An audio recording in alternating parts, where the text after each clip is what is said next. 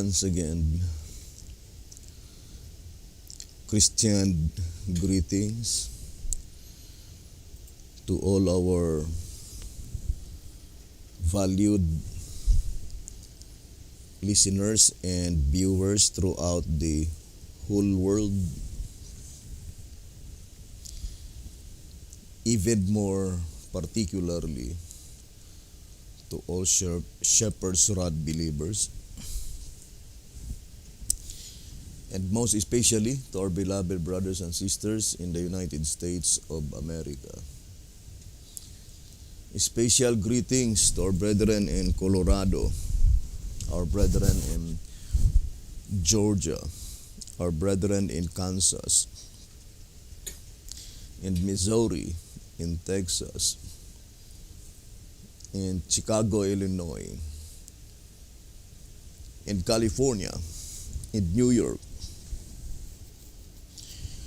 our brethren in Fiji Island, Mexico, Spain, Africa, Kenya, Zambia, Pakistan, to the United Kingdom, to our brethren in Australia, and also to our brethren in Malaysia. And to the rest of the 144,000 living saints scattered abroad, greetings. May the good Lord bless you, brothers and sisters. This is our episode number 13 on the subject, the 66 books in the heavenly sanctuary. So, to begin, let's read again the statement in 1 SR 231. It says, the wisdom and knowledge of the infinite is beyond comprehension by the finite. The wonders we behold and the events which make the history of our world are but duplicates from the blueprints in heaven. So, it says, the events which make the history of our world are but duplicates from the blueprints in heaven.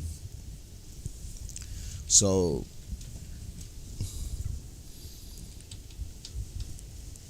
the great original blueprints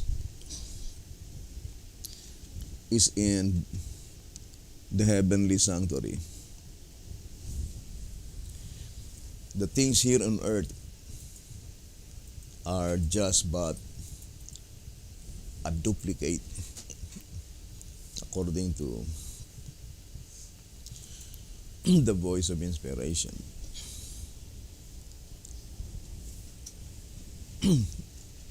Now, reading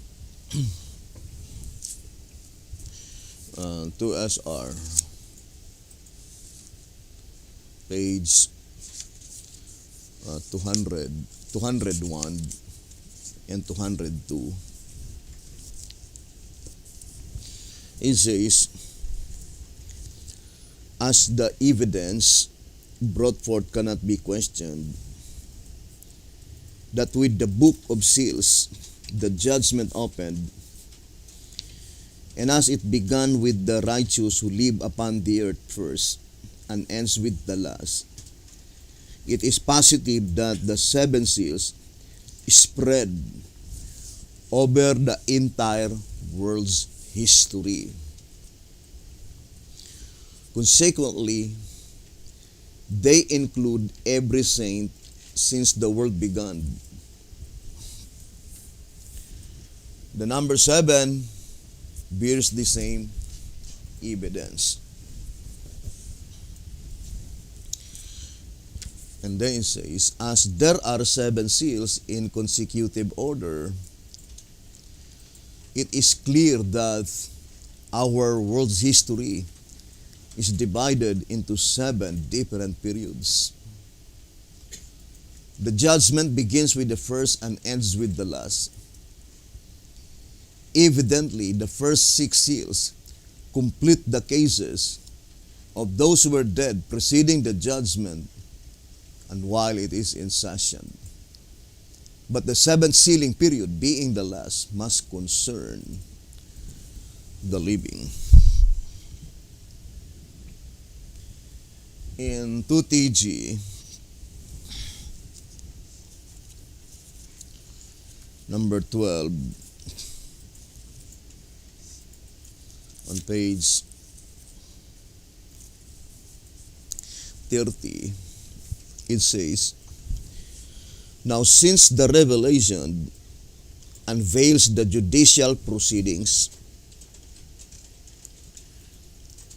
so the shepherd's rod is very plainly telling us that the revelation unveils the judicial proceedings of the whole human race. And since it opened with the book sealed with 7 seals, and also since the revelation, as shown before, consists of the things which were in the sealed book, then it is logical that the revelation contains a brief sketch of human history from the beginning of the world to the end.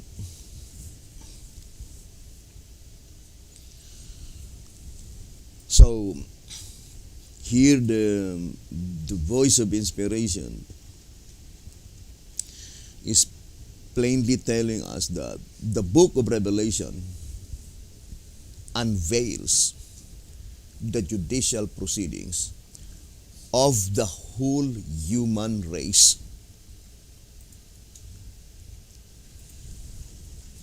Remember,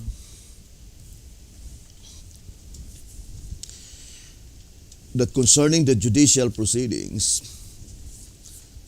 according to tract number 15 on page 9, it says,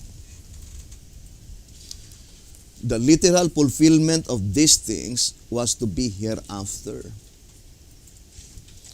After John's vision, that is, in John's day, these solemn proceedings." So, such judicial proceedings is called by inspiration as solemn proceedings. It says that in John's day, these solemn proceedings had not as yet taken place, nor were they then taking place, but they were to take place sometime after the vision after the first century. Just how soon or how long thereafter, though, was not revealed to John. Tract number 15, page 9. So, there are 2 things according to the shepherd's rod, which was not revealed to John the Beloved. When would be the commencement of such judicial proceedings, and how long thereafter? It says, just how soon or how long thereafter, though was not revealed to John. But it was revealed to Daniel, that at the end of the 2,300 days and nights, then the sanctuary be cleansed.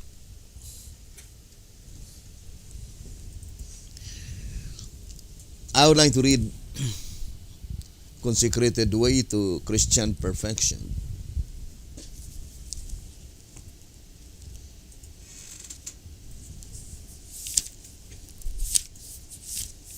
says here,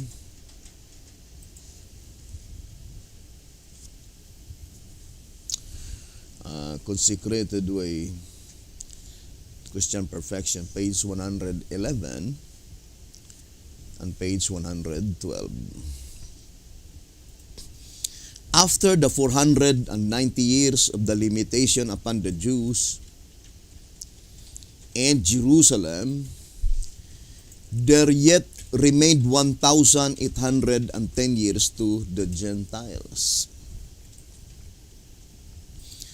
This period beginning, as we have found in the fall of AD 34, reaches inevitably to the fall of AD 1844, and marks that date as the expiration of the 2,300 years. And at that time, upon the word of the wonderful numberer, in Daniel 8 verse 14, then shall the sanctuary be cleansed. In 1844 also was the very time of the days of the voice of the seventh angel, when he shall begin to sound, and when the mystery of God should be finished, as yet declared to his servants, the prophets. So, here the voice of inspiration says that the wonderful numberer declared it to Daniel that at the end of the 2,300 days and nights, then the sanctuary be cleansed. And that is the commencement of the cleansing of the sanctuary. And to repeat again, brothers and sisters,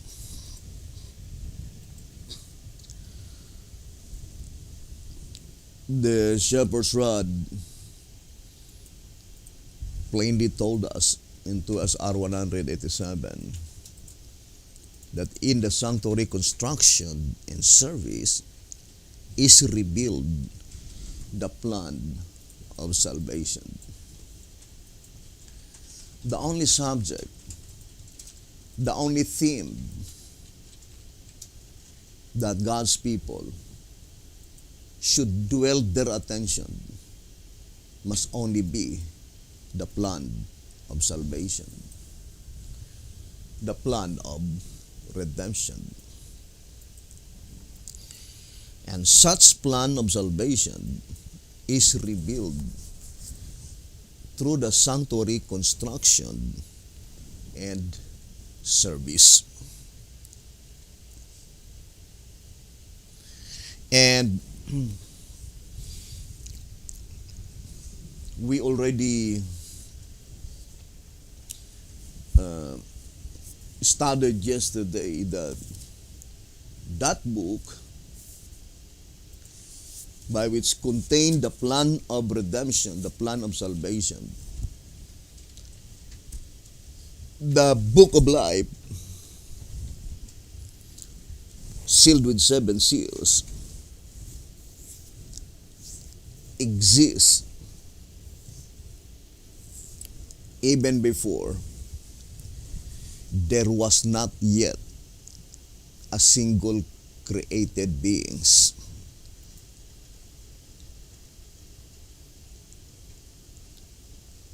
And that is a clear manifestation that He is a God. That according to the voice of inspiration in Desire of Ages, page 22, that such plan of salvation, plan of redemption, is not an afterthought, but rather it was formulated even before there was not yet a single created being. Or in other words, in that book, the book of life, sealed with 7 seals, is revealed the matchless love of God, the unfathomless love of God, unfathomless, cannot be measured. That God already provided the remedy if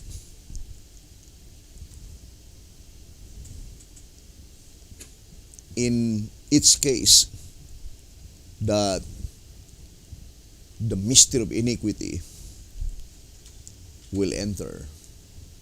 God already provided the remedy. And that remedy is called the plan of salvation, by which such remedy, which is the plan of salvation, is revealed through the sanctuary construction and service. That immediately after sin entered into the heart and mind of Lucifer, such mystery of iniquity, immediately the sanctuary had been builded. The construction of that sanctuary had been builded. We need to understand first the character of God. I remember the statement on the great controversy, 593. It says, they can honor him only as they have a right conception of his character, government, and purposes, and act in accordance with them. The great controversy, 593. So we can honor God only as we have a right conception of his character, his government, and his purposes. So we need to understand God's character. Then we need to understand God's government. And we need to understand God's purposes. Because only if we have a right conception of his character, his government, and his purposes, there is no possibility that we can honor God according to that reading. The great controversy, 593. We can honor God only as we have a right conception of his character, his government, and his purposes.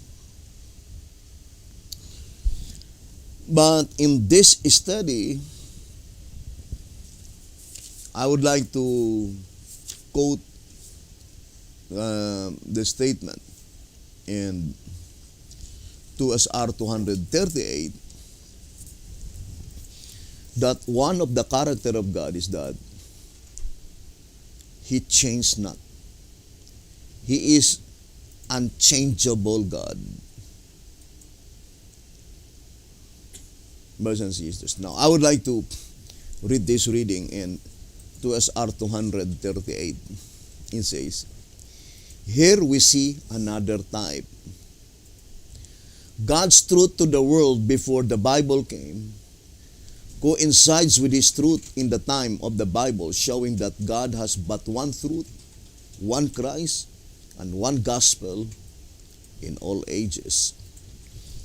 Therefore, the idea taught by self-styled ministers of the gospel that God had one method of saving people before the Bible came into existence, another in the Old Testament time, with the descendants of Abraham, and still another for the New and the Gentiles, etc., is a deception of the devil, and there is no truth in it.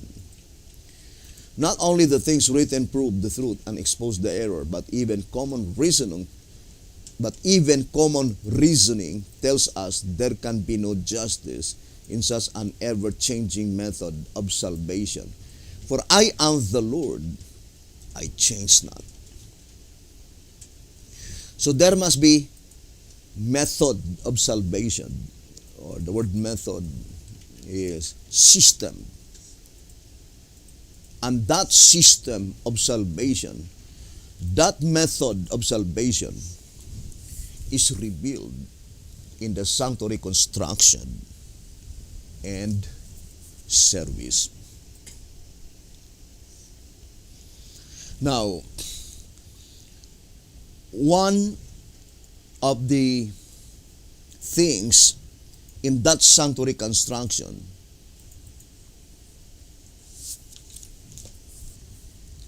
is the lamps of fire.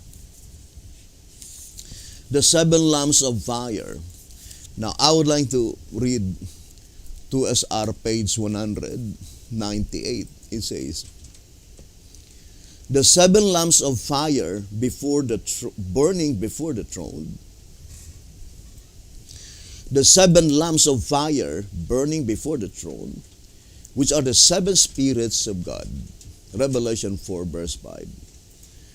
The lamps of fire, 7 in number, present before the throne, represent completeness of the truth of God, present truth, revealed to every generation since the world began, by which we are judged. Those who are obedient to all the light and truth given them have come up to the requirements. They are sealed and cleared from the condemnation of the law of God. So in this paragraph, we can easily understand that the method of salvation by which all humanity will be saved is according to the present truth. Acceptance and obedience to the present truth is the only medium that God had ever employed to save humanity. And it is called the gospel. In 2SR 266, it says, only by the gospel proclamation, through that spiritual house, can God save His people. And here in track number 15 on page 32, it says, the lamps of fire, being 7 in number, they, of course, can't but represent the ever-living church. Revelation 1 verse 20. Clothed with the light of the whole truth of God, her teaching present truth to its successive generation, since the world began, the truth by which the works of each is searched and judged, each one's righteousness measured. So the basis of such judicial proceedings in the heavenly sanctuary is the present truth. And such present truth is illustrated in the subject of the 7 seals. That each seal, there must be respective present truth. So, the judgment, the judicial proceedings, in each section, in each seal, its righteousness will be measured according to the present truth. And that is why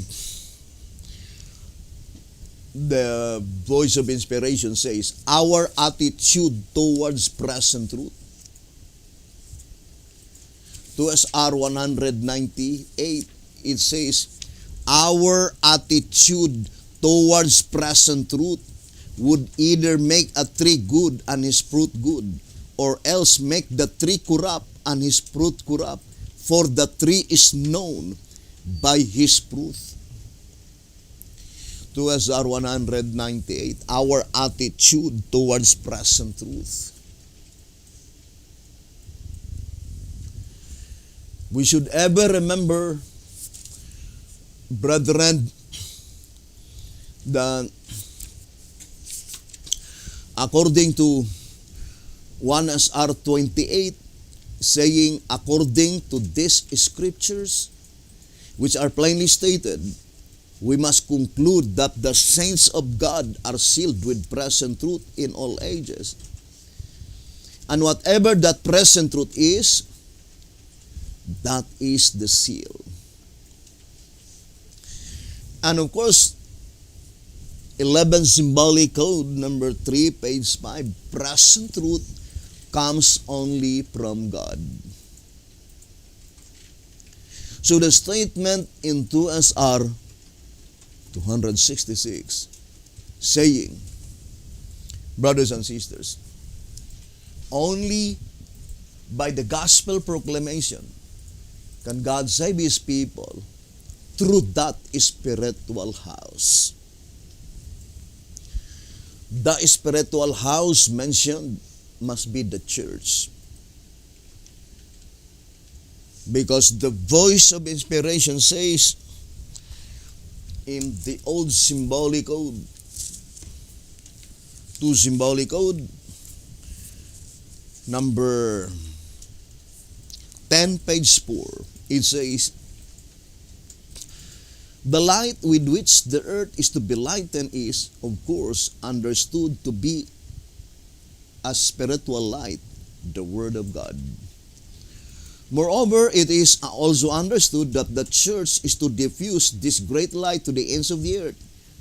For in no other way will God reveal the truth to sinful men. There is no other way that God will reveal His truth, only through the channel of His church. Present truth comes only from God. Logically, that present truth which comes from God, whomever it will be entrusted and bestowed by God, that is His church. That is His church, because Jesus Christ will not entrust His present truth to the church by which He does not recognize as His. So the statement in 2 SR page 125 saying, God's church is well marked in every generation by obedience to present truth. So the statement is well marked. It is God who marked, divine air mark, that you can rest assured that that is the church recognized by Jesus Christ as His church, because the present truth is bestowed by God unto that movement. The present truth was deposited by God in that movement. And that is the reason why the shepherds had used the term, wherever the present truth could be found. So the focal point must be the present truth. Here in 2TG number 30, page 18, it says, 2TG number 30, page 18, where is one to look for God's storehouse? Wherever God's truth is for today, from wherever meat in due season is dispensed. The statement, bring ye all the tithes into the storehouse, implies that some are already bringing into it, but not all. This, along with the charge that the whole nation is robbing God, positively shows that the tithes are now brought not to God's storehouse, but to some other house. To repeat, God's storehouse has ever been and ever will be where the message of the hour is, where present truth is, the house from which meat in due season is dispensed at the time that tithes are paid. 2TG number 30 on page 18. So that statement, wherever the present truth could be found, wherever meat in due season could be found. Here in track number 14 on page 38, it says, for to know their God aright through the Son, and to know their church aright through timely truth, is what brings life eternal. What brings life eternal? There are only two things. First, you need to know God the Father correctly, only through the medium and the channel of Jesus Christ. And to know their church aright through timely truth is what brings life eternal. So the voice of inspiration says that the only medium that you could ascertain that is the church recognized by Jesus Christ as His church is the timely truth. The term timely truth is synonymous to the term present truth, to the term meat in due season. And the voice of inspiration says that the only way that you could be able to understand God the Father is only through the medium and the channel of His only begotten Son, Jesus Christ. And that is pointing to Christ's mediatorial work in the heavenly sanctuary, which is the center of the plan of salvation. Here in the great controversy, let's read again the statement given by the voice of inspiration, saying, the great controversy 489, the sanctuary in heaven is the very center of Christ's work in behalf of man. I would like to read again. It says, the sanctuary in heaven is the very center of Christ's work in behalf of men. Then it says, the intercession of Christ in man's behalf in the sanctuary above is as essential to the plan of salvation as was His death upon the cross. So the plan of redemption, the plan of salvation was revealed from crucifixion to Christ's mediatorial work in the heavenly sanctuary. We need to emphasize that more and more, brothers and sisters. And the shepherd's rod greatly emphasized that the living church must be the church that have a full knowledge concerning the progress in the sanctuary above. Here in 1TG 51, page 5 and 6, if the church is not commensurably growing and expanding, then how can she be a living church? And how can she keep up with the signs of the times and with the progress in the sanctuary above? The true people of God, or the term used by the shepherd's rod is the true worshipers. We know, brothers and sisters, worshipers, as far in the prophetic event in Revelation 11, verse 1, they are the 144,000 living saints. In tract number 5, page 110, it says, let's read the statement given by the voice of inspiration. Those who worship therein, meaning the worshipers, being the living saints who are to be measured, they can only be the 144,000. Strive with all your power to be among that special company. 144,000. 7 BC, 970. Let us strive with all the power that God has given us to be among the 144,000.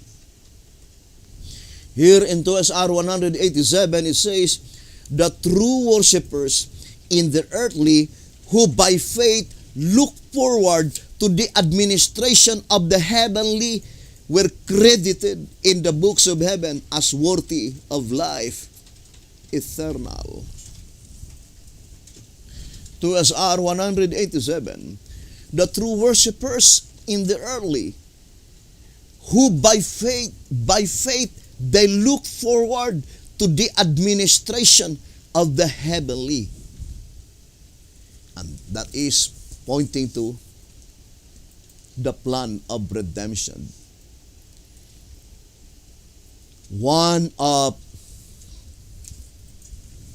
the prominent description of the 144,000 living saints, they follow the Lamb whithersoever he goeth. So here, the own publications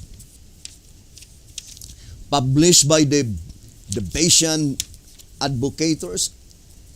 Let's read tract number 16. It says, page 32 and 33. This the 144,000 are they which follow the Lamb whithersoever he goeth. They follow him as truth progresses. Hence they followed him as it progressed during his work in the sanctuary for the judgment of the dead. And they faithfully follow him on as his ministerial work changes to the judgment of the living. Thus they follow him on in victory to Mount Zion. Remember, brothers and sisters, the very first, according to 2TG, number 14, let me read to you the statement here in 2TG number 14. On page 18, it says, the 14th chapter starts with the 144,000 standing with the Lamb on Mount Zion. Now, let us focus our attention to that predicted event, that the 144,000 is standing with the Lamb on Mount Zion. Now, I would like to read this reading in 2SR 172. It says, 2SR page 172. Then I heard the voice from heaven, as the voice of many waters, and as the voice of a great thunder. And I heard the voice of harpers, harping with their harps, and they sang as it were a new song, before the throne, and before the beast, and before the four beasts, and the elders. And no man could learn that song but the 144,000 which were redeemed from the earth. Revelation 14, verse 2 and verse 3. It says, the song was sung in heaven by heavenly beings before the throne and before the beast and the elders. Therefore, it is evident that the judgment was in progress. What judgment? It is the judgment that pertains to the living. That at the time when that heavenly song was sung in heaven, that is in the period when the judgment for the living is in progress.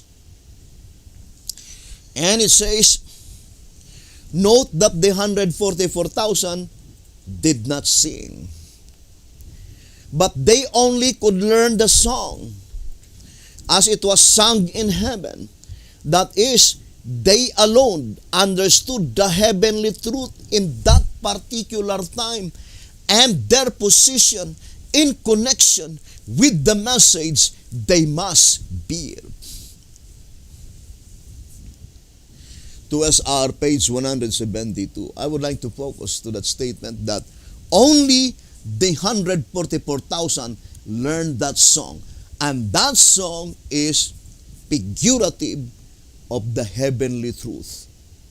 Of course, that is the present truth under the seventh seal.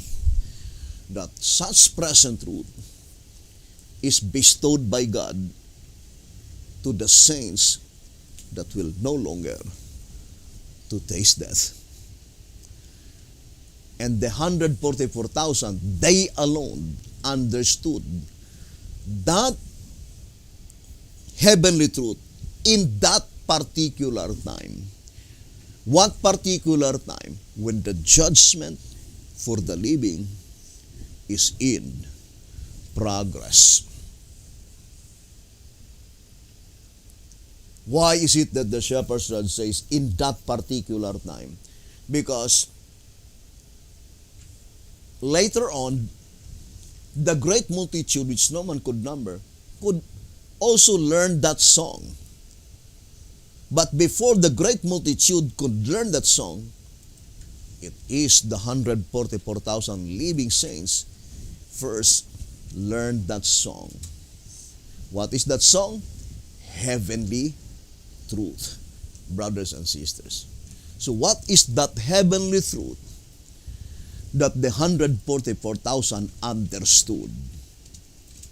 Of course, brothers and sisters, the living saints, brothers and sisters, have a complete understanding concerning the proceedings in the heavenly sanctuary.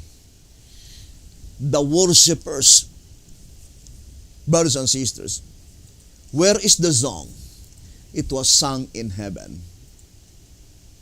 indicating that in order for them to learn that song, their attention, they focus their whole attention to the heavenly sanctuary. Brothers and sisters, there is no other way that you could learn the song unless you will focus your attention to the place by which the song, brothers and sisters, had been sung. And it was in the heavenly sanctuary. So, they followed the Lamb where? In his proceedings in the heavenly sanctuary. And the outcome, the result of focusing their attention to the proceedings in the heavenly sanctuary, they stand on Mount Zion with the Lamb. I remember, brothers and sisters, the statement in 1TG number 8. I love so much this statement. 1TG number 8 on page 28, it says, let's read 1TG number 8, page 28. But if you are aware that your garments are filthy, so we need to be aware of that absolute fact that our garments are filthy, meaning we have nothing to boast about. Our righteousness in the sight of God is nothing but a filthy rags, as is stated in Isaiah 64. It says, but if you are aware that your garments are filthy and your iniquity not blotted out, if you realize that you are to walk in God's ways as He directs through the Joshua of today, if you are all for God and not at all for self and for the world, then of course, you either are or are beginning to be a Davidian if you have not attained to all of this. You should see that you do. And if you already have, then keep advancing in the light. And for certain, you shall finally stand on Mount Zion with the Lamb. What does it mean that we stand on Mount Zion with the Lamb? Now, I would like to read first trunk number 8. On page 5, it says, the Lamb standing at first before the throne in heaven stands later with the 144,000 on Mount Zion upon earth, though the elders and the beasts round about the throne remain in heaven. So correctly to understand this prophetic event in its entirety, we must carefully differentiate the part which takes place in heaven from the part which takes place on earth. Track number 8, page 5. The focal point is the Lamb, not the 144,000. To repeat, brothers and sisters, the center of attraction is the Lamb, not the 144,000. And since only the Lamb become the center of their attraction, they follow the Lamb whithersoever He goeth. Revelation 14, verse 4 and 5. They were not attracted in any other things except the Lamb. And since the Lamb is in the heavenly sanctuary, the only thing that attracts to their attention to the 144,000 living saints is to dwell their whole attention to Christ's mediatorial work in the heavenly sanctuary. That is the characteristics of the 144,000 living saints. And to all of them who are attracted with this message, focusing only to Christ's mediatorial work in the heavenly sanctuary, is the strongest proof that you are one of the saints which is destined for translation, no longer to taste death. Now, I would like to read here on 2SR on page 170. 2SR page 170, it says, and I looked, and lo, a Lamb stood on the Mount Zion. Remember, brothers and sisters, the actuality of the event did not occur in the days of John the Beloved. Therefore, brothers and sisters, this experience of John the Beloved is only projecting the experience of each individual who are to be among the 144,000 living saints, that by faith we can declare, and I look, and lo, a lamb stood on the Mount Zion. Where is the place which is called Mount Zion, brothers and sisters? Now, I would like to focus first to that statement, and we will go back concerning Mount Zion. Now, let us read the statement here given by the voice of inspiration. It says, it is, I think, number 7. So let's read the statement given by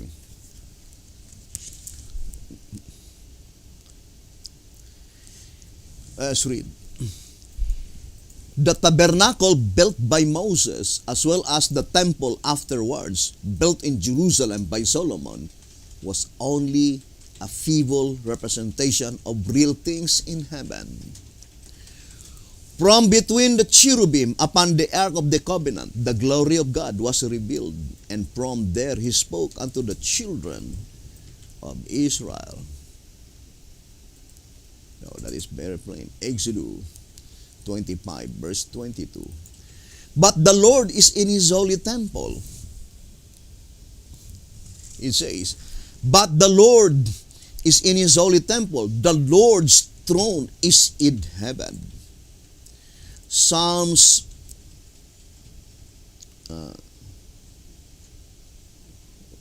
1, how could I read this one? Is it 91 verse 4? It says, the true sanctuary is one built without hands, which the Lord pitched and not made. Hebrews chapter 7, verse 2. A glorious high throne from the beginning is the place of our sanctuary. Jeremiah 17, verse 12.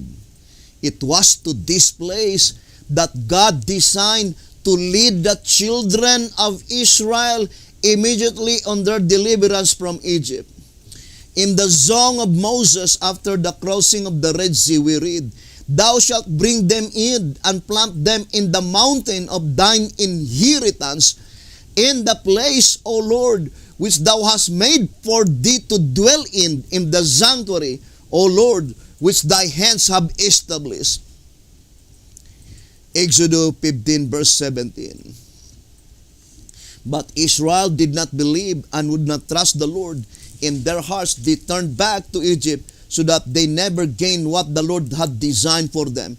Instead of coming to the reality, they had only the shadow.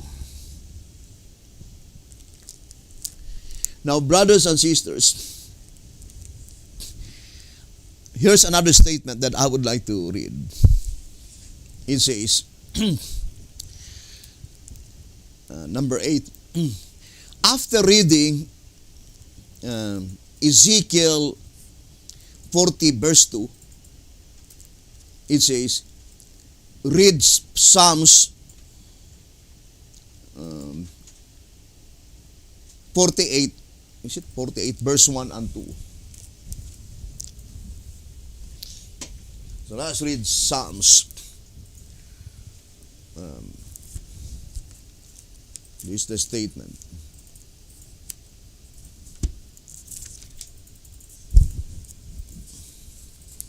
It says, great is the Lord, and greatly to be praised in the city of our God, in the mountain of his holiness. beautiful for situation. The joy of the whole earth is Mount Zion on the sides of the north, the city of the great King.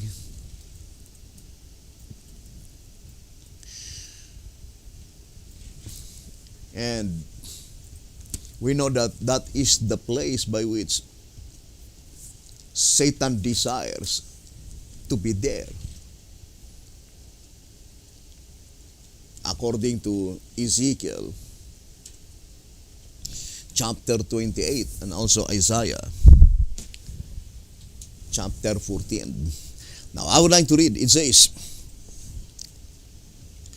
"Great is the Lord and greatly to be praised in the city of our God, in the mountain of His holiness. Beautiful for situation, the joy of the whole earth is Mount Zion on the sides of the north.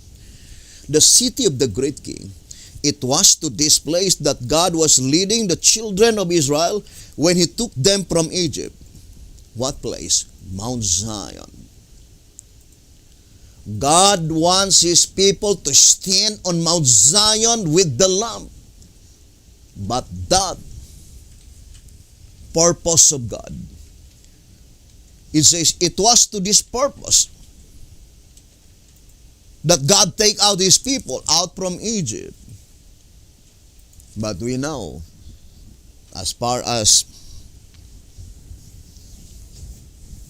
the Bible is thus concerned, according to prophets and kings, on page 19, but Israel did not fulfill God's purpose. Prophets and Kings 713 and 14, that which God purposed in Israel will be finally fulfilled to His church on earth today. And it is now concerning you and I, brothers and sisters, to be among that special number who stand on Mount Zion with the Lamb. Now, I would like to go back again to the reading. First of all, I would like to read first this statement in 1 SR page 154 and 155. Let us read, my dear beloved brothers and sisters. The holy people, the Lord's redeemed, Isaiah 62. Isaiah 62. It says, in volume 3, page 65 of Isaiah the Gospel Prophet, we read, I will not rest. God is speaking. Can you imagine, brothers and sisters,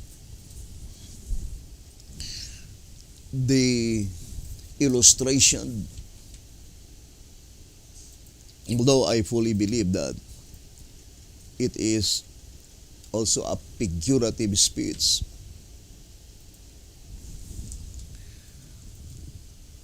Just to illustrate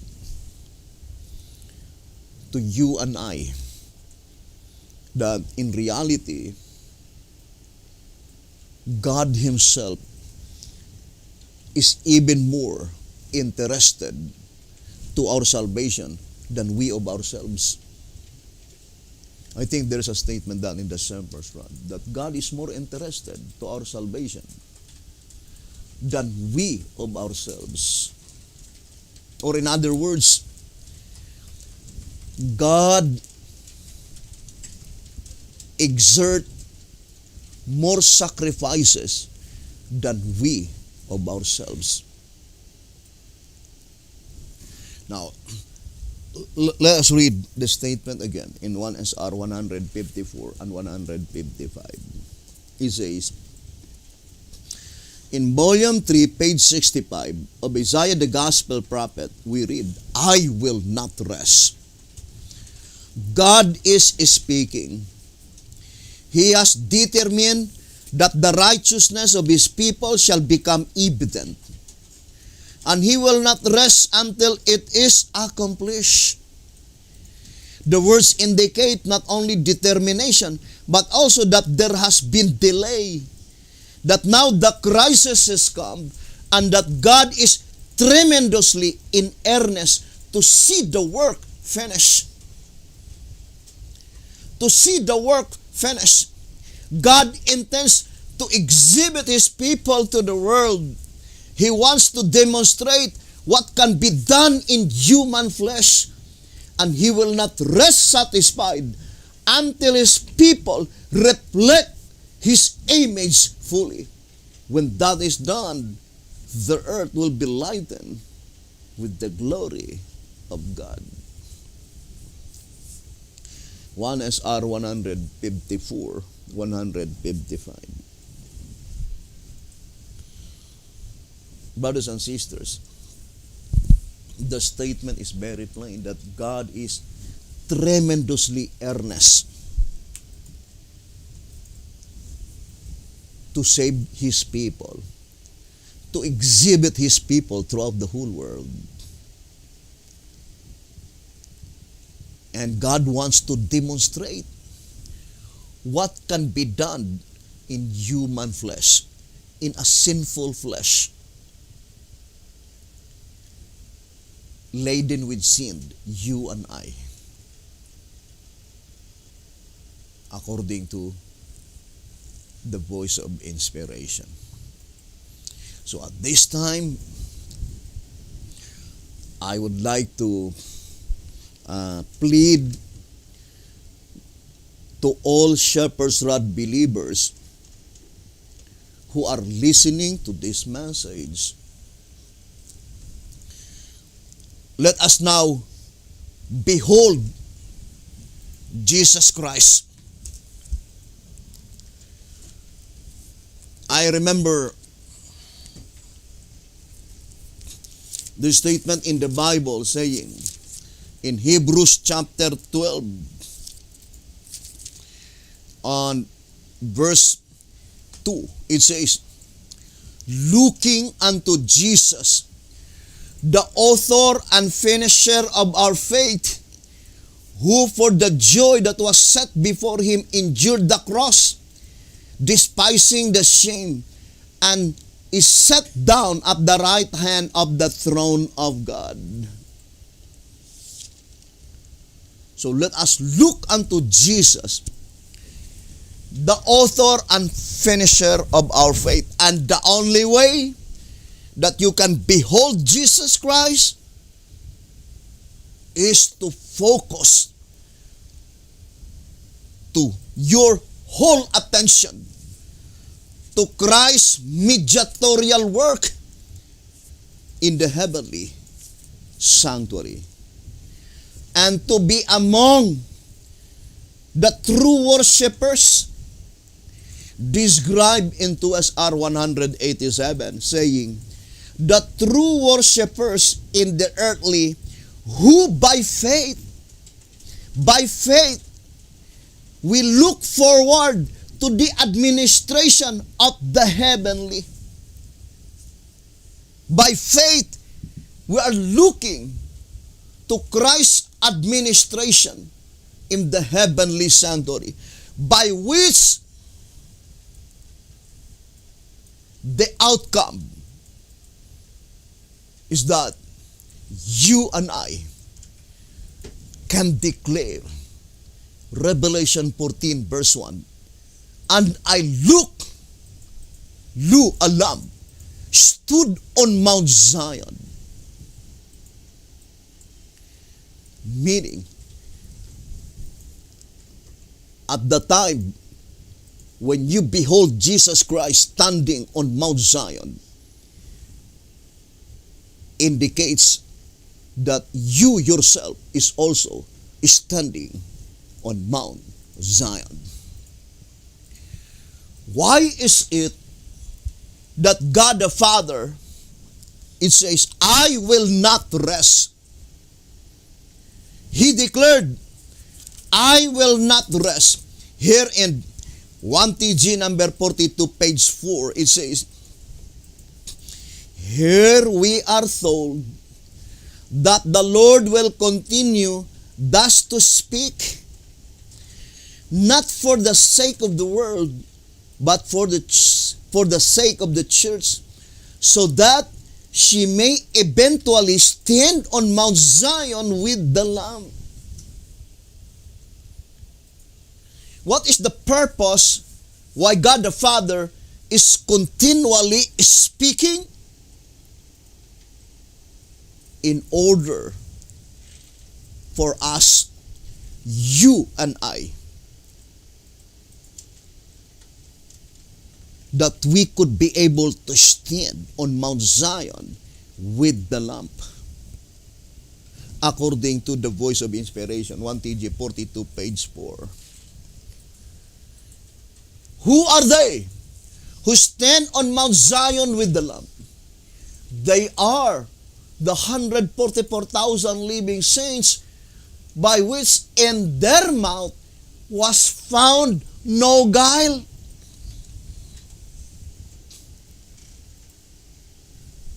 Why, brothers and sisters, the description that the 144,000, there was no guile in their mouth?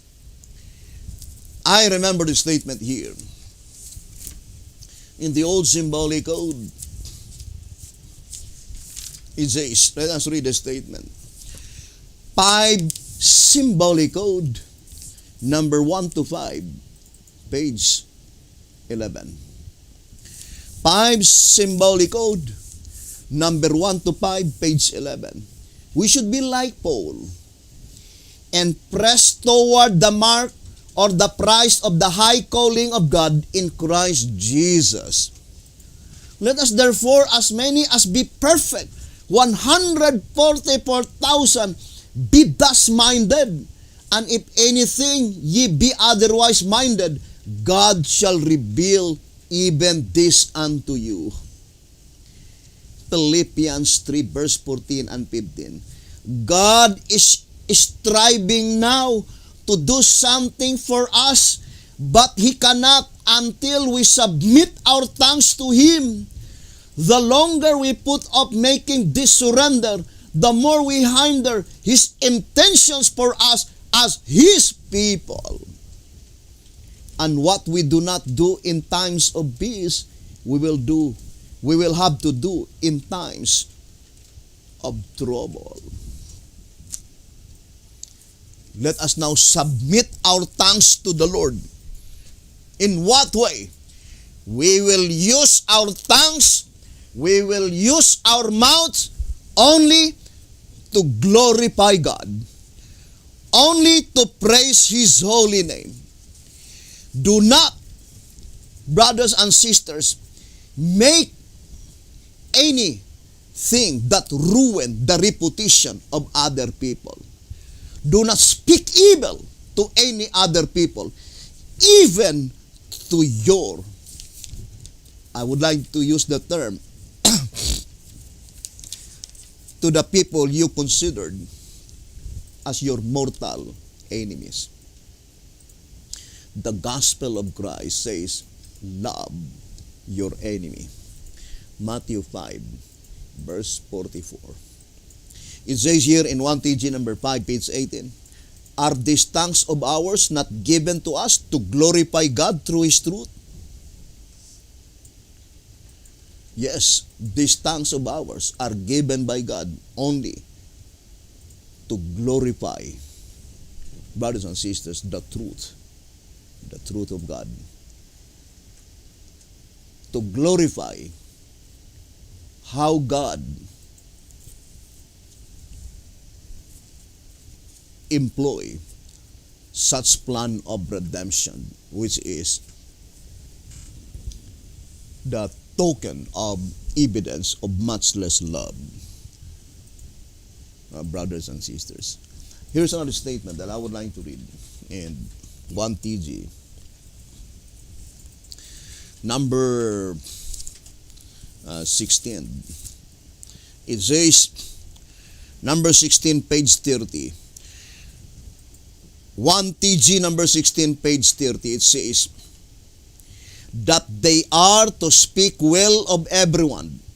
We need to speak well of everyone. No longer will they waste their breath or time talking of the sins of others. That never will they be busy themselves with other people's concerns. 1 TG number 16 on page 30. Now let's go back to our main subject. The prophecy recorded in Revelation 14 verse 1. That each of us individually could testify in our own mouth, saying, "And I looked, and lo, a lamp stood on Mount Zion." That vision of John the Beloved is only a demonstration, an illustration to the reality that only the 144,000 living saints could be able to testify, could be able to give such testimony, saying, "And I looked, and lo, a lamp stood on Mount Zion."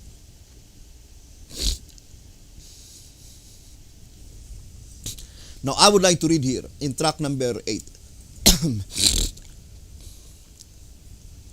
Track number 8, page 3. It says, Mount Zion at the 11th hour. I would like to read again. It says, Mount Zion at the 11th hour. You know the preposition at indicates commencement. Mount Zion at the commencement of the 11th hour.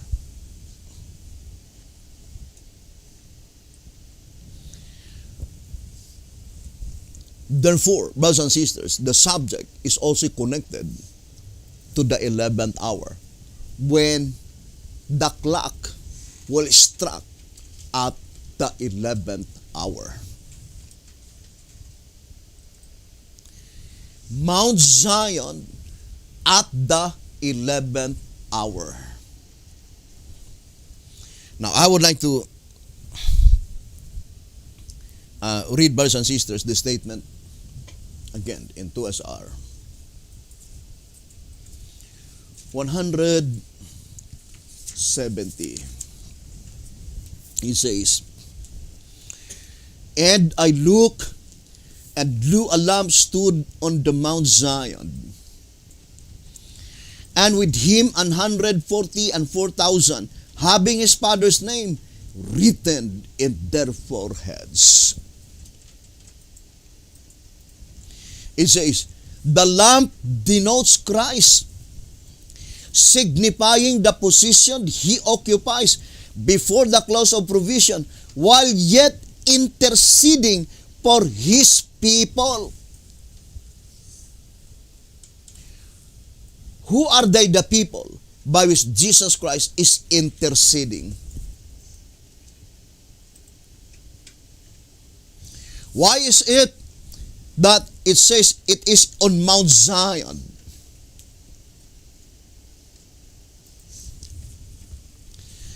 Now, I would like to connect first this reading. And in 1SR page 229, 1SR 229, it says,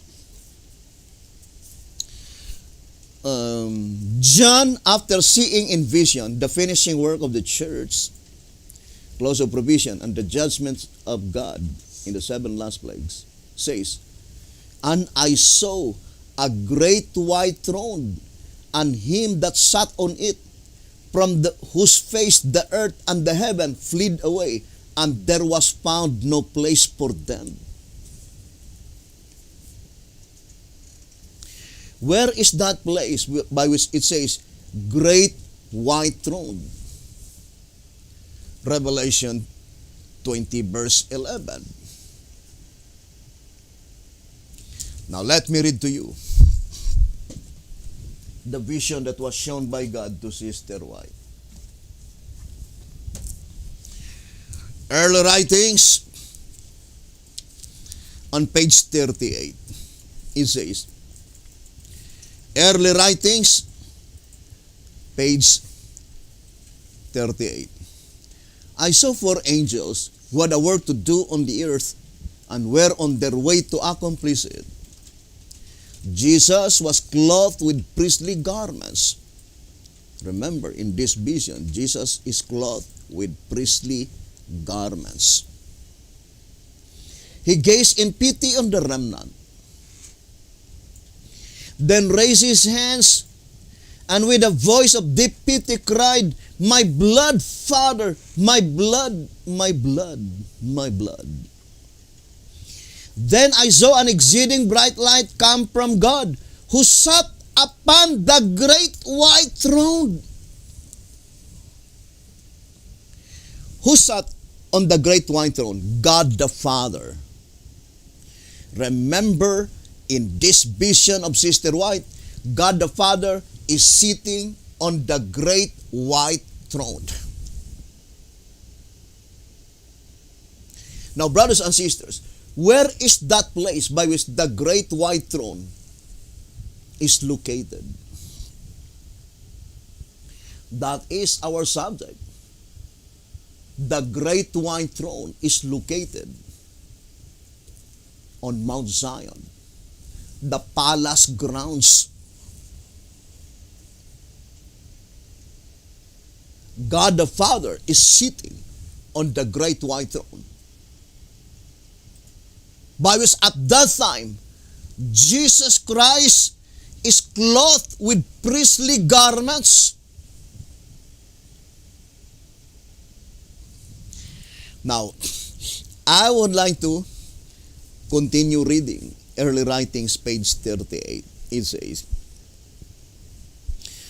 then I saw an exceeding bright light come from God, who sat upon the great white throne, and was shed all about Jesus. Then I saw an angel with a commission from Jesus swiftly flying to the four angels. What a work to do on the earth, and waving something up and down in his hand, and crying with a loud voice, hold, hold, hold. It says, until the servants of God are sealed in their foreheads. We need no longer to elaborate this vision. It's easy to understand that it concerns the 144,000 living saints, because that is the only reason why the four winds are bidden to behold by the four angels. Because the 144,000 were not yet sealed. Now let us go to the second paragraph. It says, I asked my accompanying angel the meaning of what I heard and what the four angels were about to do. He said to me that it was God that restrained the powers, and that he gave his angels charge over things on the earth, that the four angels had power from God to hold the four winds, and that they were about to let them go.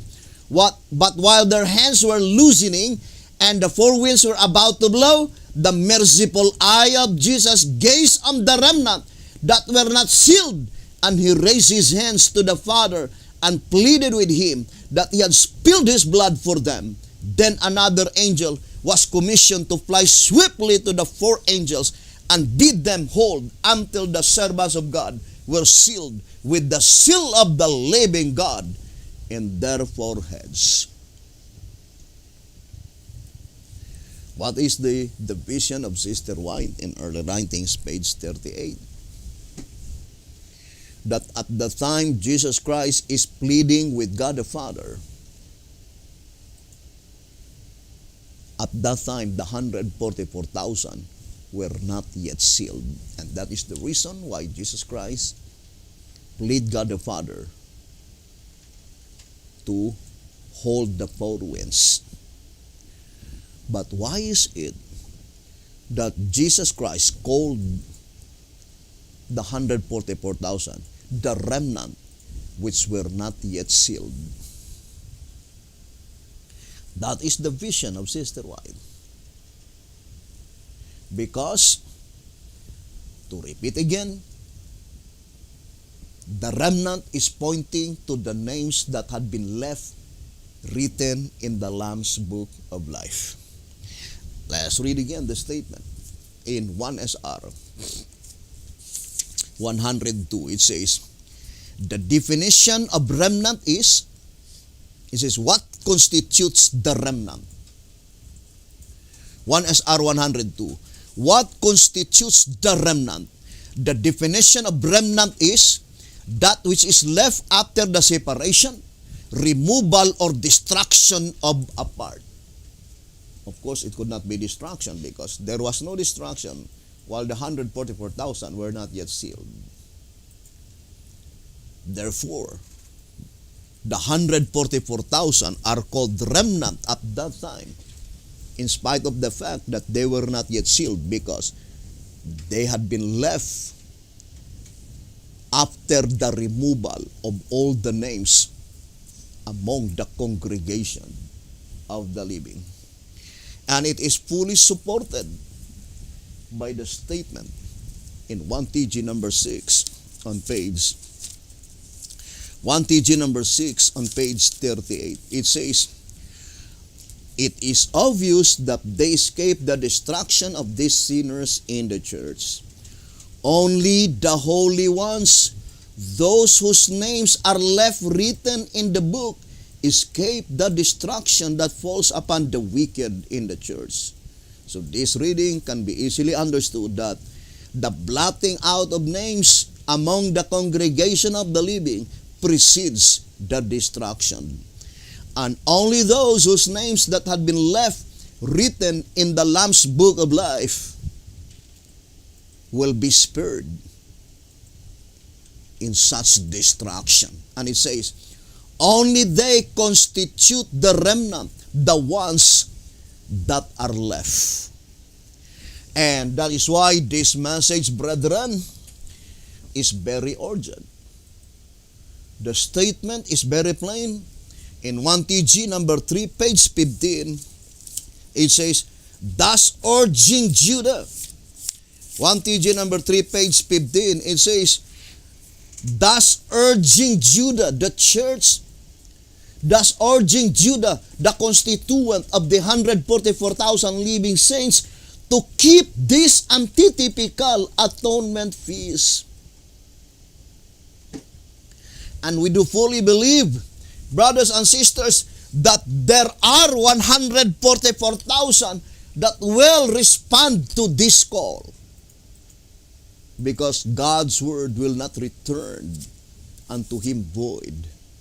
The statement is very plain in 2 SR 164. It says, but when our high priest shall begin the atonement for the living, there must be a message of present truth, sounding of the trumpet, urging everyone to lay hold on the Lamb of God, which is Jesus Christ, by which only can he in figure come to the sanctuary, confess his sin, and secure his life.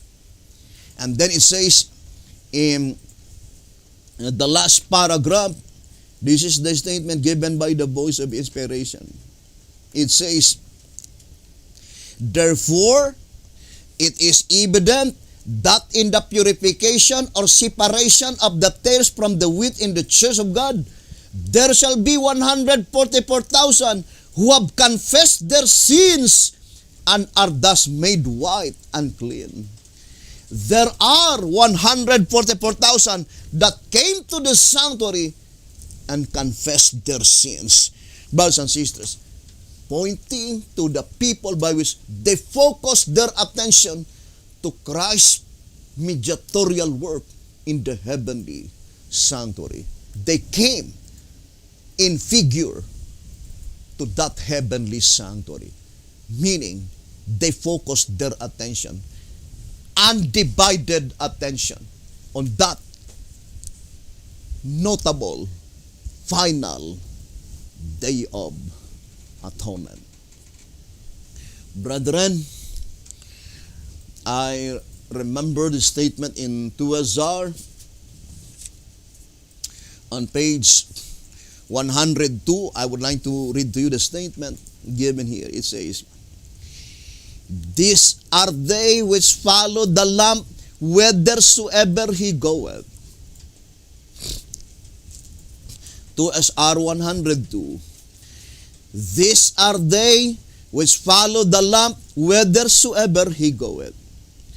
These were redeemed from among men, being the firstfruits unto God and to the Lamb." Revelation 14, verse 3 and 4.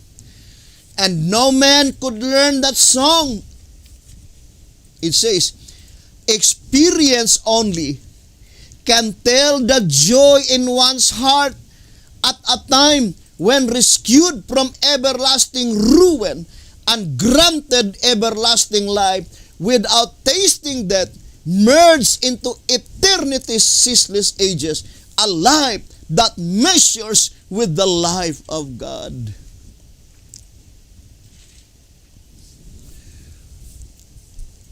One of the vision of Sister White by which the voice of inspiration attached such vision to the fulfillment of the dream of Jacob is found in volume 9, page 16, as recorded in 2SR 266. I would like to read to you, my dear beloved brothers and sisters. It says, "Jacob, the father in type of Israel the true, dreamed on the way to Padan Aram.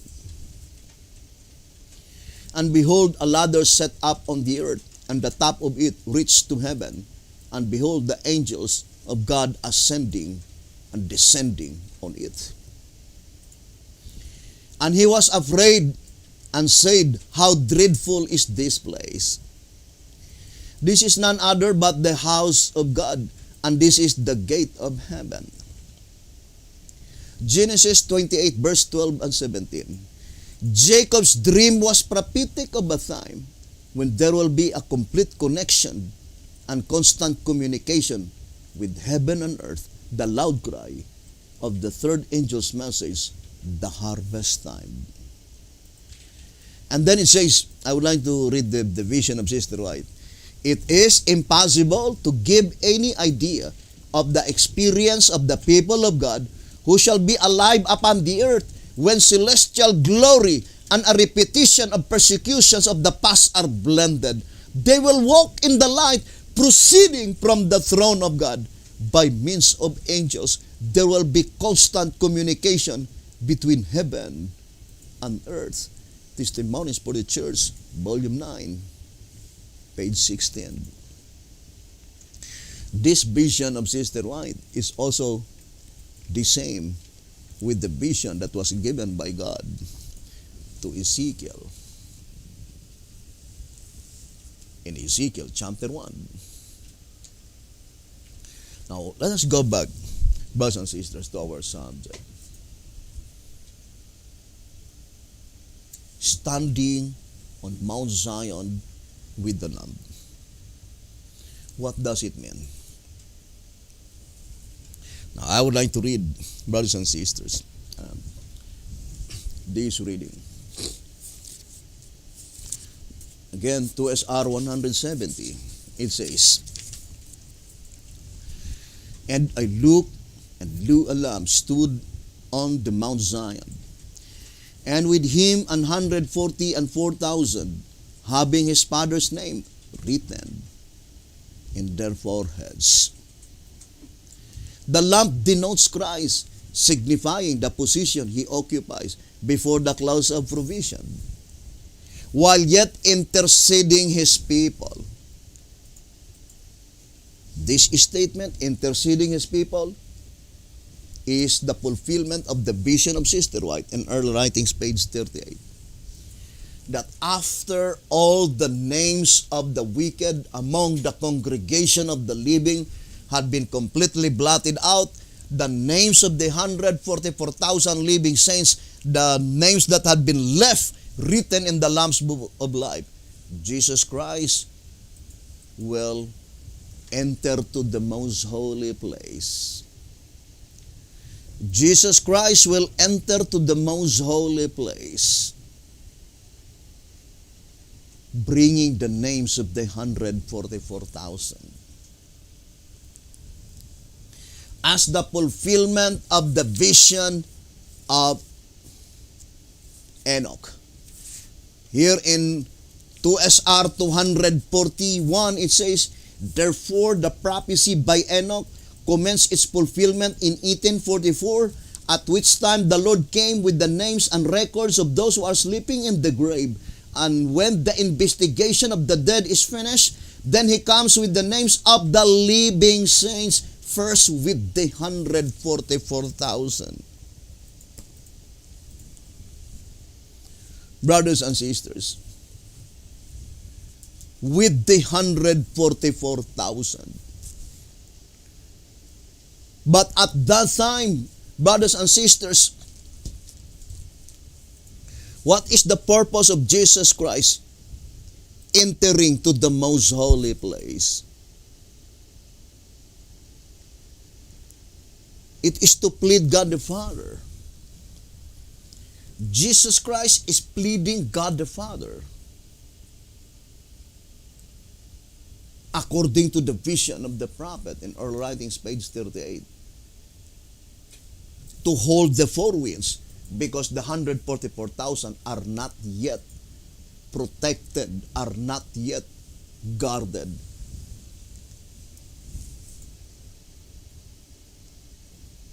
Then, at the time when God the Father, brothers and sisters, accept the pleading of Jesus Christ,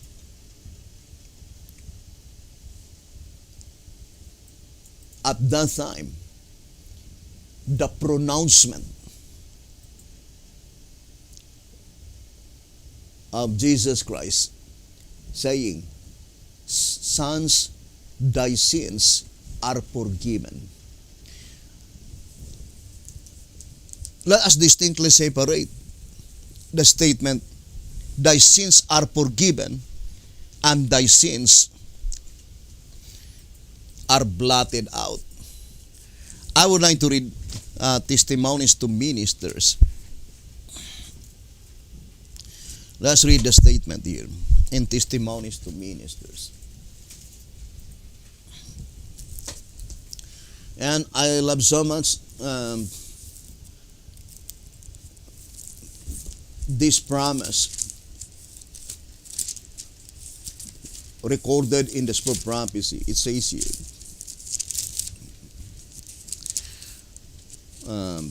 Testimonies to Ministers, on page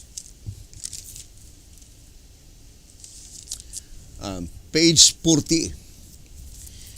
Let's read Testimonies to Ministers, page 40. It says, Satan stands at the head of all, the accusers of the brethren. But when he presents the sins of the people of God, what does the Lord answer? He says, the Lord rebuke, not Joshua, who is a representative of the tried and chosen people of God, but thee, O Satan. Even the Lord that hath chosen Jerusalem rebuke thee. Is not this a brand plucked out of the fire?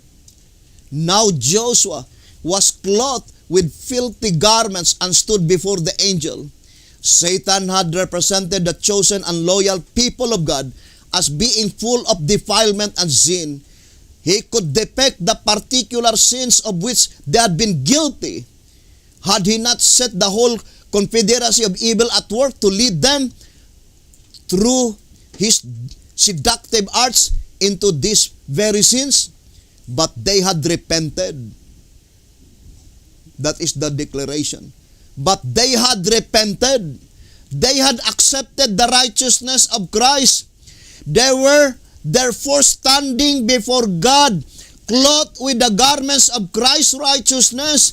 And he answered and spake unto those that stood before him, saying, Take away the filthy garments from him. And unto him he said, Behold, I have caused thine iniquity to pass from thee, and I will clothe thee with chains of raiment. Every sin of which they had been guilty was forgiven, and they stood before God as chosen and true, as innocent, as perfect, as though they had never sinned. What a wonderful promise, brothers and sisters. But at that time, I do fully believe, on that notable day of atonement, March 27, 2021, from that day onwards,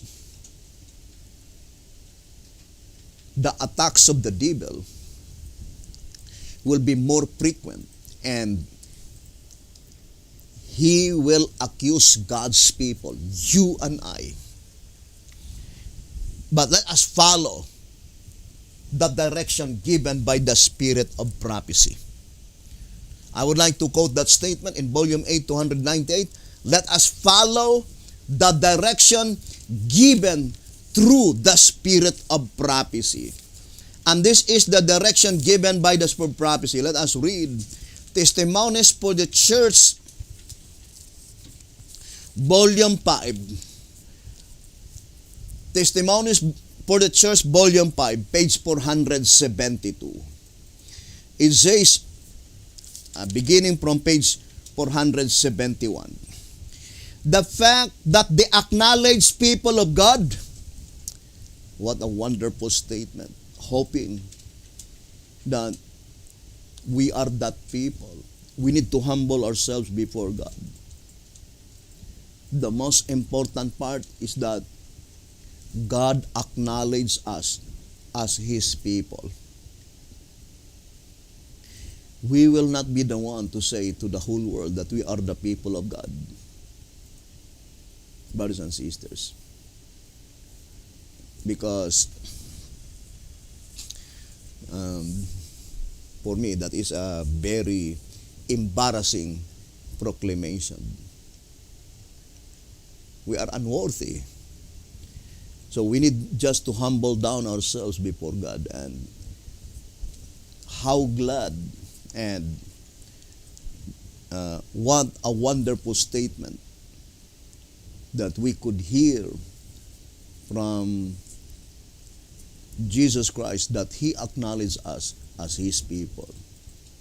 It says here in volume 5, 471 and 472, the fact that the acknowledged people of God are represented as standing before the Lord in filthy garments should lead to humility and deep searching of heart on the part of all who profess His name. Those who are indeed purifying their souls by obeying the truth will have a most humble opinion of themselves. This is one of the character of the 144,000 living saints. They have the most humble opinion of themselves. What does it mean? Humble opinion of themselves.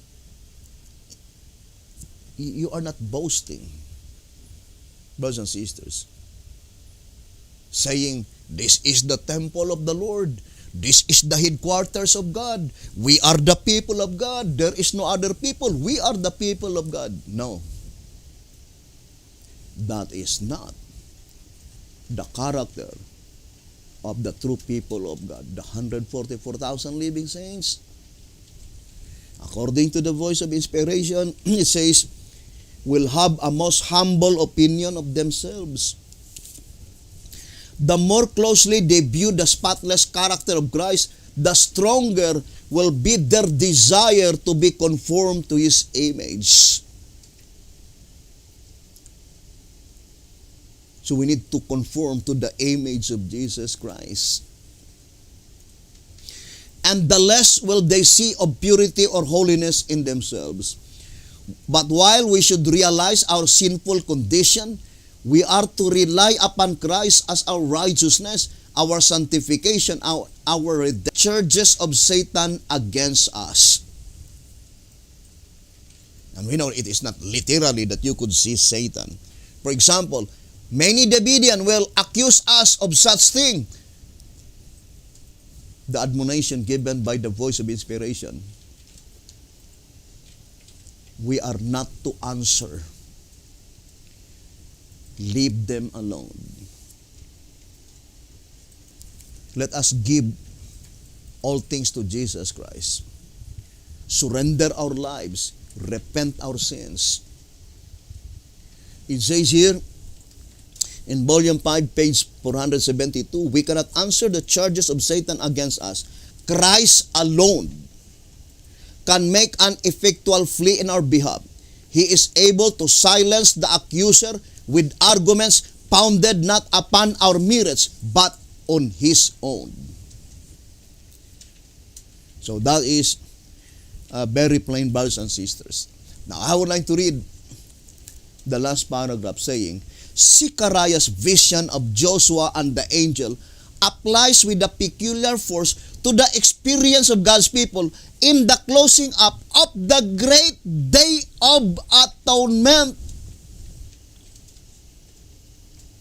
Closing up, pointing to the last and the final day of atonement. It says, the remnant church will be brought into great trial and distress. Those who keep the commandments of God and the faith of Jesus will feel the ire of the dragon and his host. Satan numbers the world as his subjects. He has gained control of the apostate churches, but here is a little company that are resisting his supremacy. If he could blot them from the earth, his triumph would be complete. But we know that he could not be able to do so, brothers and sisters. But I would like to read the statement. It says, and the remnant, 475, in volume 5.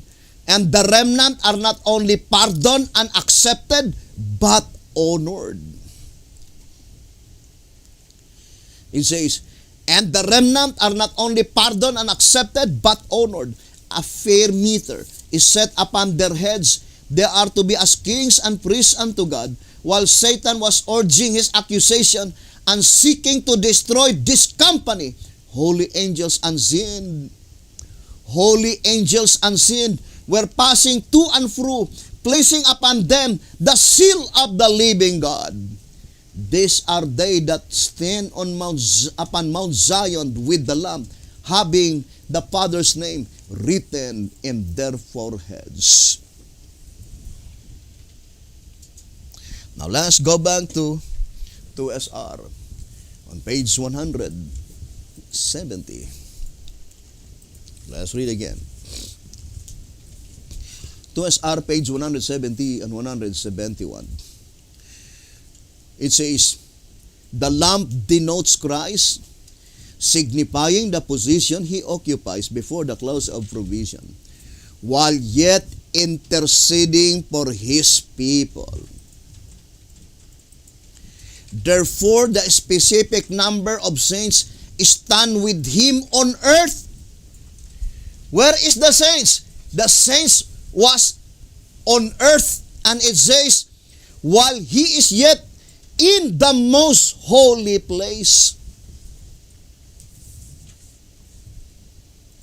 So while Jesus Christ still in the most holy place, interceding to God the Father to hold the four winds, because the names that he brought into the presence of God the Father, the 144,000, the remnant, those names that had been left written in the Lamb's Book of Life were not as yet protected and guarded on earth. So Jesus Christ pleaded God the Father saying, "My blood, Father, my blood, my blood." And then it says, let's read again, 2SR 170. Mount Zion in old Jerusalem was an ancient spot of that city and the place of the royal residence of David and his successors. Therefore, from that viewpoint, we must present the meaning of the lamp that stood on the Mount Zion. We are told by the following scriptures, the Lord had made a promise that the house of David, Mount Zion. So that Mount Zion is figurative, represents the house of David.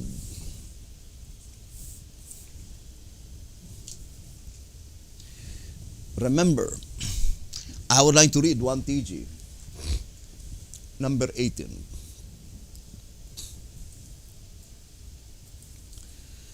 Here in 1 TG number 18, on page 14, it says, two things now stand out clearly in these verses. Zechariah 13, verse 1 and 2.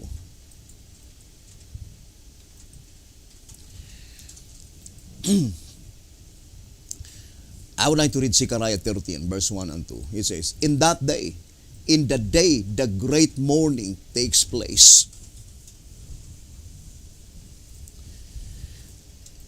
Who are they that mourning? Why is it that they were mourning? It is the 144,000. Now, I would like to read first this reading in 1 TG number 9.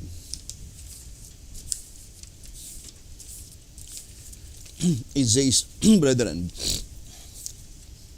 1 TG number 9 on page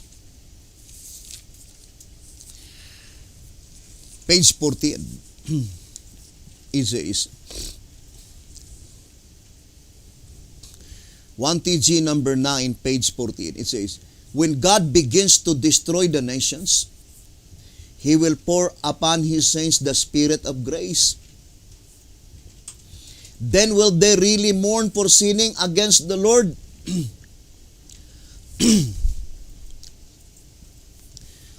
God's people are mourning for sinning against the Lord.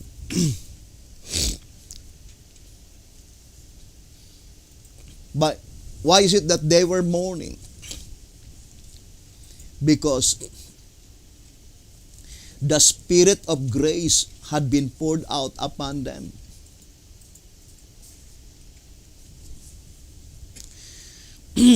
I would like to read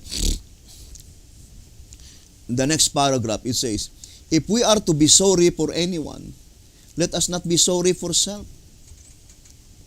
We sometimes think we are sorry for our sinning and our causing the Lord to be abused and crucified. But our sorrow is not real. It is only theoretical. When this Spirit of grace is poured upon us, then shall we fully realize that it was not the Jews but the sins of all of us that crucified Christ, and then we would count it a privilege to be abused for Christ's sake. So it is, in reality, it is an honor and great privilege that because of accepting the present truth, your names have been cast out as evil. That is the very message of Jesus Christ, right? In Matthew chapter 5, it says, Matthew chapter 5, on verse 11, blessed are ye when men shall revile you and persecute you, and shall say all manner of evil against you falsely for my sake. Rejoice and be exceeding glad, for great is your reward in heaven. For so persecuted they the prophets which were before you. Matthew 5 verse 11 and 12. All manners of evil they will speak unto God's people. Can you imagine? All manner of evil they will accuse God's people. And blessed if we are that people that had been accused because of our accepting this present truth. But I would like to focus to the subject. Brothers and sisters, recorded here on 1TG number 18, page 14. It says, two things now stand out clearly in these verses. Number one, that the house of David must come into existence before the cleansing fountain is opened. That is very plain. 1TG number 18, page 14. That the house of David must be in existence before the cleansing fountain is opened.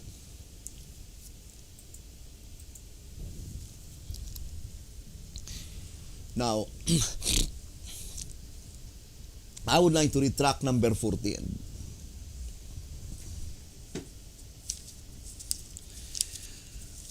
Track number 14 on page 32.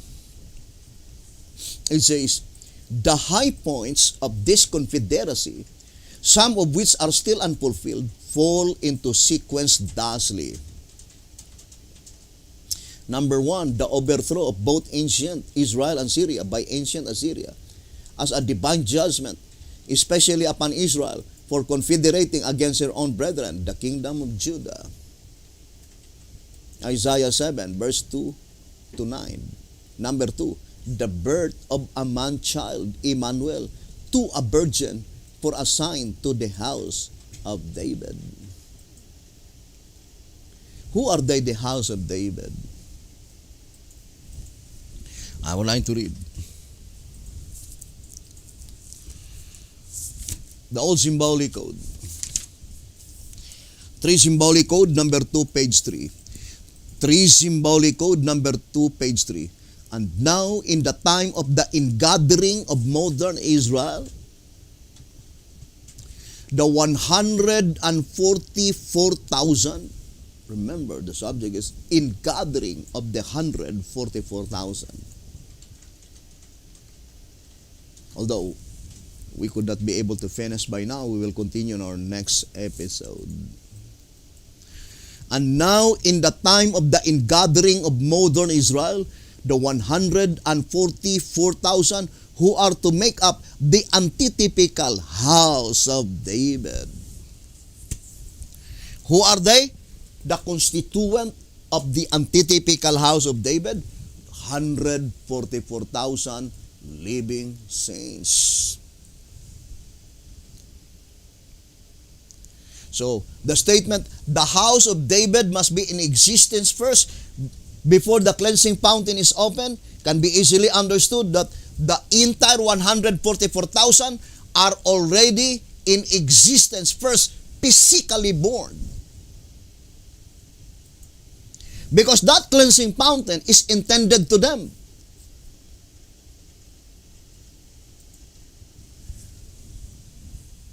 The birth of the 144,000, the Jacobites. Now let us read again the statement and then connect that statement in the old symbolic code. Therefore, this statement in 1TG number 18 on page 14 saying, two things now stand out clearly in these verses, that the house of David, or in other words, the 144,000, the constituent of the house of David, must come into existence before the cleansing fountain is opened, because that cleansing fountain is intended to the whole house of David. What does it mean, whole house? The entire 144,000 living saints.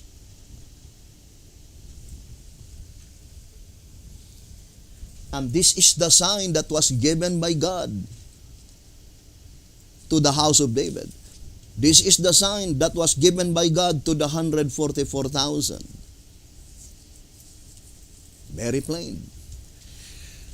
Track number 14, page 32, the birth of a man-child, Emmanuel, to a virgin, for a sign to the house of David.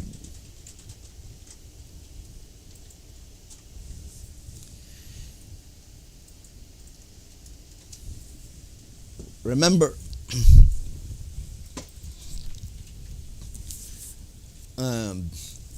the Bible declared clearly in Isaiah chapter 7. I would like to read. Isaiah chapter 7, verse 11. Ask thee a sign of the Lord thy God. Ask it either in the depth or in the height above. But Ahaz said, I will not ask, neither will I tempt the Lord. Remember, this historical event are typological. So there must be someone typifying Ahaz, by which they will declare, I will not ask, neither will I tempt the Lord. What does it mean? The thought is very plain. Ahaz is not interested. To say, I will not ask, meaning, I am not interested. And then it says, verse 13, and he said, hear ye now, O house of David. Is it a small thing for you to weary men? But will ye weary my God also? So verse 13 is addressed to the house of David.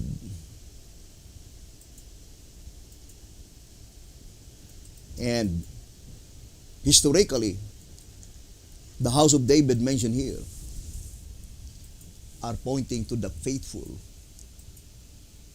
which is led by King Hezekiah after Ahaz. Brothers and sisters, submitted to the kingdom of Assyria. It says, therefore the Lord himself shall give you a sign. And according to track number 14, page 32, the sign was given by God himself. Unto whom? To the house of David. Who are they, the house of David? The 144,000 living saints. Therefore the Lord himself shall give you a sign. Behold, a virgin shall conceive and bear a son, and shall call his name Emmanuel. That is one of the very interesting prophecy, brothers and sisters. Remember, the voice of inspiration is plainly telling here in 12 symbolic code. Let me read to you. Number 1, page 5 and 6. It says, first, it is mentioned the history of ancient Israel unsuccessfully confederating with Syria against Judah, for they could not prevail against her. Instead, both were taken by Assyria. Then follows the prophecy of the birth of Emmanuel. Since, however, Christ was born long after the kings of Israel and Syria were taken, it is obvious from verse 16 of chapter 7 that a circumstance was to occur at some time that would be the antitype of the confederacy which took place anciently between Israel and Syria against Judah. And that in this antitypical period, both kings represented by Syria and Israel would be taken by a power represented by Assyria before Emmanuel would know the difference between good and evil. Since as has already been pointed out, Christ Emmanuel did not live in the time of such a confederacy. It must be that not only Israel, Syria, and Assyria are types, but Christ himself also a type. We learned that Emmanuel, meaning God with us, could represent only his true followers, the born-again Christians. His true followers. That is the statement, brothers and sisters. And we will continue this subject, brethren, and to repeat again,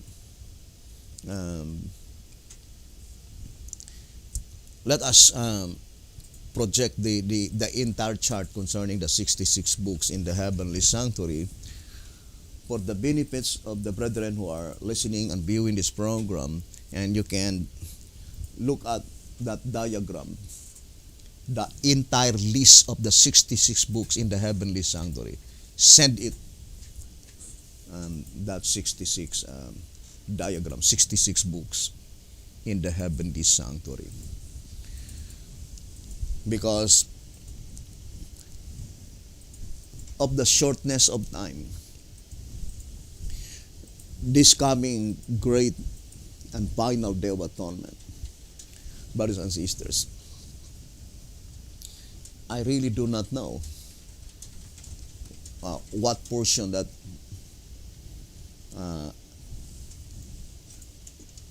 I will prioritize, but I just pray to God that whatever thing which is even more important, to bring remembrance into my mind and to use my mouth and my tongue, so that all God's people could be able to prepare this oncoming great and final day of atonement. So thank you very much for listening and viewing this program. May the good Lord bless you and have a beautiful, wonderful evening.